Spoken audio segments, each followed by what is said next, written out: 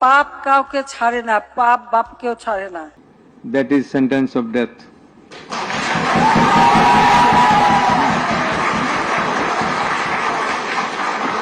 আন্তর্জাতিক অপরাধ ট্রাইব্যুনালের এক ঐতিহাসিক রায়ে আজ দোষী সাব্যস্ত হলেন বাংলাদেশের ক্ষমতাচ্যুত সাবেক প্রধানমন্ত্রী শেখ হাসিনা।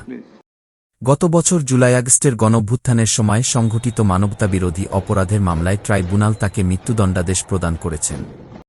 এই রায়কে কেন্দ্র করে সারা দেশে কঠোর নিরাপত্তা ব্যবস্থা নেওয়া হয়েছে। আন্তর্জাতিক অপরাধ ট্রাইব্যুনাল এর ৩ সদস্যের বেঞ্চ, যার নেতৃত্বে ছিলেন বিচারপতি মোহাম্মদ গোলাম মর্তুজা মজুমদার, আজ এই বহুল আলোচিত মামলার রায় ঘোষণা করেন।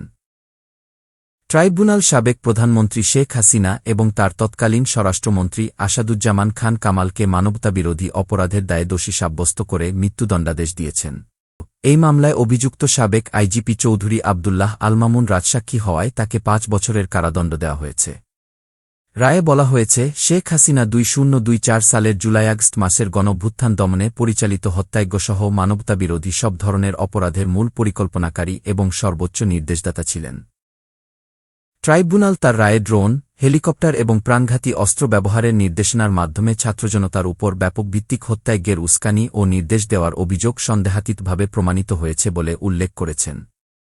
শেখ হাসিনাকে প্রধানত ৩টি অভিযোগে দোষী সাব্যস্ত করা হয়েছে: উস্কানি, হত্যাকাণ্ডের নির্দেশ এবং নৃশংসতা প্রতিরোধে ব্যর্থতা। গত বছর গণঅভ্যুত্থানের পর ক্ষমতাচ্যুতির পর শেখ হাসিনা ভারতে নির্বাসনে যান। তার অনুপস্থিতিতেই এই বিচার প্রক্রিয়া সম্পন্ন হয়েছে। পলাতক আসামি শেখ হাসিনা এবং আসাদুজ্জামান খান কামাল উভয়েই পলাতক থাকায় তাদের অনুপস্থিতিতেই এই রায় ঘোষিত হল।